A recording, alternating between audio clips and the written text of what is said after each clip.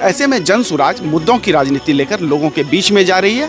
हम यह बात कर रहे हैं कि हम जो जात धर्म का झगड़ा है उसे निचले स्तर पर ख़त्म करेंगे, क्योंकि लोकतंत्र का जो सही स्वरूप है बिहार में वह स्वरूप नहीं है। भाई साहब, एक बड़ा बदलाव करने की जिस मुहिम के साथ आप लोगों के बीच जाते हैं, पैदल मार्च आप करते हैं, पदयात्रा करते हैं, नाम भी देते हैं, तो राजनीतिक जानकारी इस बात को लेकर के कहते हैं कि जनसुराज पार्टी के जो सूत्रधार हैं प्रशांत किशोर जी, वो दरअसल राम मनोहर लोहिया का वो आंदोलन और जयप्रकाश जी का बिहार का वो आंदोलन की कॉपी करना चाहते हैं। गांधी और अंबेडकर को एक झंडे में समेट करके बिहार के लोगों को बताना चाहते हैं। लेकिन आपकी राजनीतिक विश्वसनीयता पर सवाल भी खड़ा करते हैं कि जो जनसुराज के संस्थापक या सूत्रधार प्रशांत किशोर कहते हैं कि हम व्यवस्था बदलेंगे, दरअसल उन्होंने बरसों तक अपनी जो रणनीति की उनकी कंपनियां थी वो राजनीतिक दलों को सरकार बनाने के लिए काम करते रहे, यानी कि वो पैसा लेकर के सरकार बनाते थे और किसी को हराते थे। तो अब ये सारी चीज़ें जो आप जो कर रहे हैं, तो आपकी विश्वसनीयता पर तो एक सवाल खड़ा है। तब बिहार की जनता आप पर कैसे भरोसा कर पाएगी, कैसे कनेक्ट हो पाएगी? क्या प्रशांत किशोर गलत कर रहे हैं कि हम शासन और तंत्र को जिम्मेदार बनाएंगे? क्या बिहार में भ्रष्टाचार नहीं है? क्या आप बिहार के किसी सरकारी कार्यालय में जाकर बिना भ्रष्टाचार किए, बिना पैसे दिए अपने काम को करवा सकते हैं? क्या आप यह कह सकते हैं कि यहाँ का शासन और तंत्र लोगों के लिए जिम्मेदार है? क्या आप कह सकते हैं कि यहाँ लोकतंत्र सही मायने में स्थापित है? तो ऐसे में प्रशांत किशोर अगर बिहार में बदलाव की बात कर रहे हैं तो प्रशांत किशोर क्या अपराध कर रहे हैं यह जब समझना पड़ेगा, क्योंकि अब मुद्दों पर राजनीति आने का डर है। इनको डर सता रहा है कि अगर राजनीति मुद्दों पर आ गई तो इनका जो शॉर्ट तरीका है समीकरण आधारित राजनीति, लोगों को बांटने की राजनीति, उस पर खतरा हो जाएगा। बिहार के लोगों को नयापन भी तो दिखना चाहिए। 2025 के विधानसभा चुनाव में आपने विकल्प देने की कोशिश की, लेकिन नयापन क्या है? आरसीपी सिंह को अपनी पार्टी में आपने जोड़ लिया। प्रशांत किशोर जी खुद पहले जदयू के बहुत बड़े अधिकारी रह चुके हैं, आरसीपी सिंह जदयू में रह चुके हैं, भारतीय जनता पार्टी में चले गए। तो आप उन्हीं पार्टी को खराब कर रहे हैं जो पार्टी वर्षों से बिहार में राज कर रही है। आप उन्हीं पार्टी से निकल करके भी आए, तो ये आपको नहीं लगता है कि पॉलिटिकल आपका जो विश्वसनीयता है, जो एक साख है या फिर ट्रस्ट है, उस पर एक आप बड़ा प्रश्नवाचक चिन्ह है? 1990 के बाद से कमोबेश बिहार में जो भी चुनाव हुए हैं वो अक्सर दो दलों के बीच में ही चुनाव को माना जाता है। राजनीतिक जानकार इसी बात को मानते हैं। लेकिन अब 2025 के विधानसभा चुनाव में तीसरे दल के रूप में, या फिर कह सकते हैं कि बिहार को तीसरा विकल्प के रूप में जनसुराज पार्टी बिहार के लोगों के बीच अपनी पैठ बनाने में लगी हुई है। प्रशांत किशोर जो जनसुराज पार्टी के सूत्रधार हैं, अलग अलग तरीक़े से राजनीतिक कार्यक्रम कर रहे हैं, कभी अभियान चला रहे हैं तो कभी पैदल मार्च कर रहे हैं, इस वजह से कि उनकी पार्टी लोगों के बीच में कनेक्ट हो सके, उनके विचारों को लोग समझ सके, तभी वो 2025 के अपने वादों को पूरा कर भी पाएंगे। वो कहते हैं कि हम सरकार अगर बनाएंगे तो यहाँ की व्यवस्था नहीं बदलेगी, बल्कि हर चीज़ बदल जाएगी। जो पिछले 30 वर्षों से बिहार के लोगों को नहीं मिल पाया है वो सारी चीज़ें मिल पाएगी। आज इन्हीं बिंदु पर बातचीत करने के लिए बाबुल विवेक जी हैं, जनसुराज पार्टी से जुड़े हुए, जो भागलपुर विधानसभा के प्रभारी भी हैं और प्रखर प्रवक्ता भी माने जाते हैं। इनके कंधे पर बड़ी जिम्मेदारी जनसुराज पार्टी ने सौंप दी है। आपने देखा होगा कि बिहार में 1990 के बाद से जो भी चुनाव हुए हैं अक्सर दो ही दलों के बीच में हुए हैं।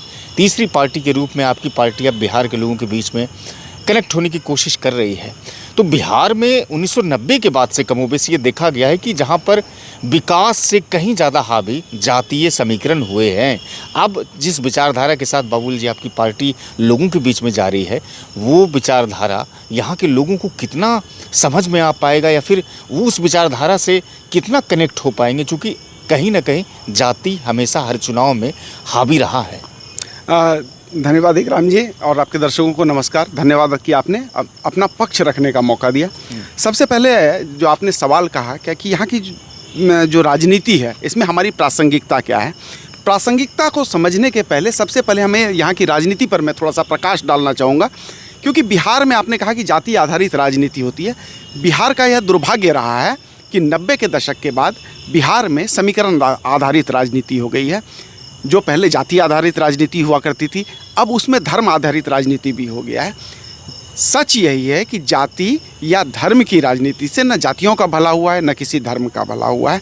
यह केवल ध्रुवीकरण करने के लिए किया जाता है राजनीतिक दलों के द्वारा, क्योंकि यह वोट पाने का सबसे सरल तरीका है। अंग्रेज भी जब हमारे देश में आए थे तो उन्होंने डिवाइड एंड रूल का पॉलिसी अपनाया था, यानी कि बांटो और राज करो। आज ये जो स्थापित राजनीतिक दल हैं बिहार में, ये भी इसी फॉर्मूले को अपना रहे हैं। जनता को पहले बांटते हैं और बांटकर समीकरण आधारित राजनीति स्थापित करके राज करने का फॉर्मूला इन्होंने खोज लिया है। ऐसे में जनता के हितों की अनदेखी होती है, ऐसे में मुद्दे जो हैं वो गौण हो जाते हैं, ऐसे में लोगों का हित जो होता है वो कहीं दब जाता है, नेपथ्य में चला जाता है। जन सुराज के इसी मुद्दे को लेकर आई है। जन सुराज के लिए यह बड़ा चैलेंज है कि हम बिहार में जो इतने सालों साल से जो समीकरण आधारित राजनीति होती आई है, चाहे वो धर्म की राजनीति हो, जाति की राजनीति पहले हो और अब जाति के साथ धर्म का भी समावेश हो गया है, इस पूरी परिपाटी को बदलने का चैलेंज, इस पूरी परिपाटी को बदलने का जो संकल्प लेकर जन सुराज आई है, यह अपने आप में काफ़ी मुश्किल काम है, इस बात को मैं मानता हूँ। लेकिन यह भी सच है कि बिहार के लोग यहाँ की व्यवस्था और यहाँ की व्यवस्था से तंग आ चुके हैं, यहाँ की अव्यवस्था से इतने त्रस्त हैं कि अब उन्हें एक नया विकल्प चाहिए। ऐसे में जन सुराज मुद्दों की राजनीति लेकर लोगों के बीच में जा रही है।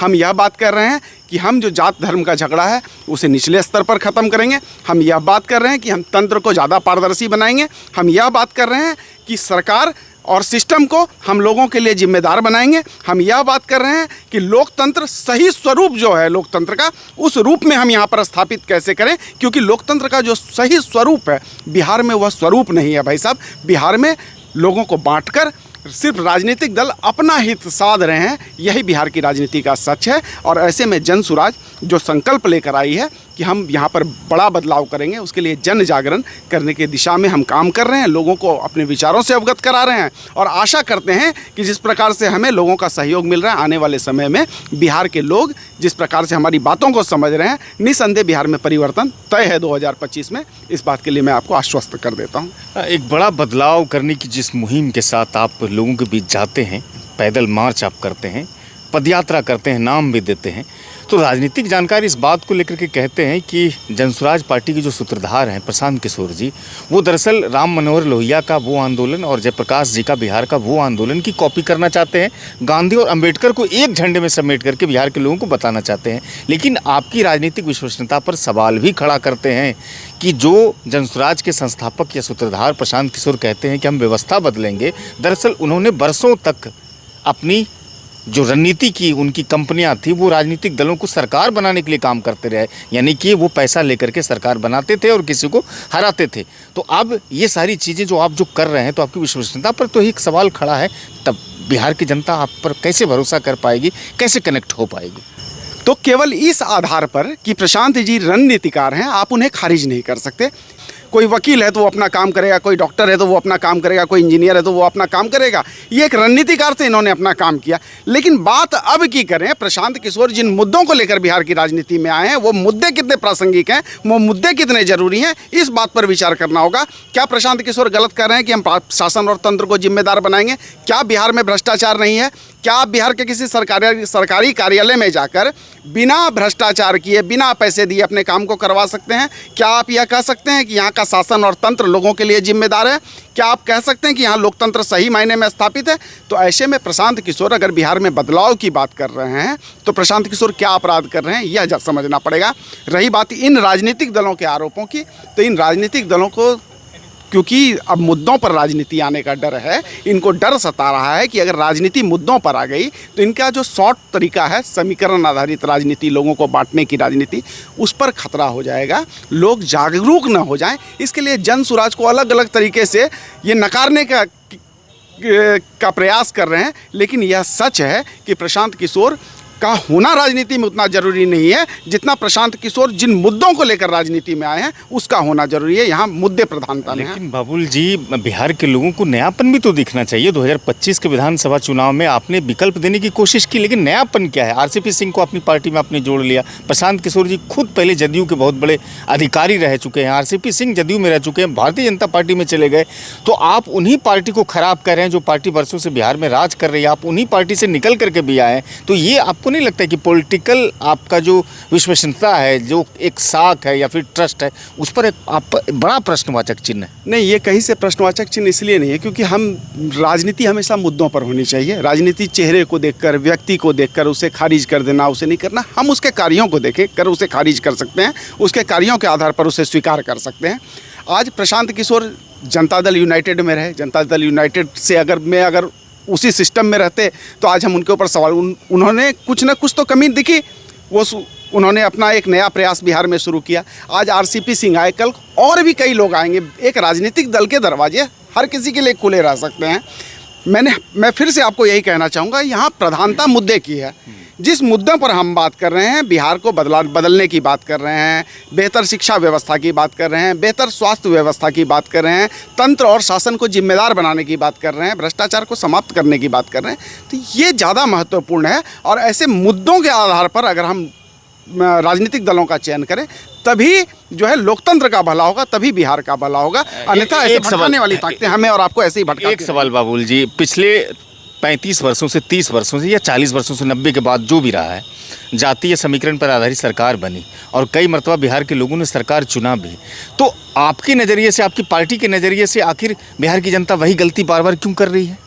देखिए, मैंने कहा कि यहाँ के लोगों को सीधे साधे लोग हैं, और ये राजनीतिक दल जो है, ये अंग्रेज़ों का जो फार्मूला था डिवाइड एंड रूल, उस फार्मूले को इन्होंने पूरी तरह से अंगीकार कर लिया है। यहाँ पर लोगों को जाति के नाम पर बांट दिया, धर्म के नाम पर बांट दिया, अलग अलग तरह से बांट दिया गया। समाज को उस तरीके से काटा गया जैसे कि हम गड़ासा लेकर पुआल को काटते हैं ना, जानवरों को चारा खिलाने के लिए, इस प्रकार से काटते हैं कि उसे जोड़ना बड़ा मुश्किल हो जाता है। फिर आप जोड़ के एक पुआल नहीं बना सकते। तो उस तरह से समाज को काट दिया गया अलग अलग हिस्से में इस बांटने वाली ताकतों ने, और उसको बांटने के बाद इन्होंने अपना उल्लू सीधा किया है। तो ये कारण रहा है। और सबसे बड़ी बात जो है, ऐसे में कोई विकल्प बिहार के पास नहीं था। आज तक आप देखेंगे यही स्थापित राजनीतिक दल थे। कौन था? आप भारतीय जनता पार्टी थी, कौन था? तो जदयू था, राजद था, लोक जनशक्ति पार्टी, और ये सारी जो पार्टियां हैं, अकेले तो नहीं लड़ी चुनाव। नहीं, ये सारी पार्टियां गठबंधन में चुनाव लड़ती हैं। और मज़ेदार बात ये है कि आप मेरे जो है प्रधानमंत्री मोदी जी को देखते हैं, जनता दल यूनाइटेड के उम्मीदवार को वोट देते हैं, नीतीश कुमार पलटी मार देते हैं, आपका वोट राजद के साथ चला जाता है। और यहाँ के लोग इस बात पर काफ़ी अफसोस होते हुए भी कुछ इसलिए नहीं कर पाते क्योंकि अब तक बिहार के लोगों को विकल्प नहीं था।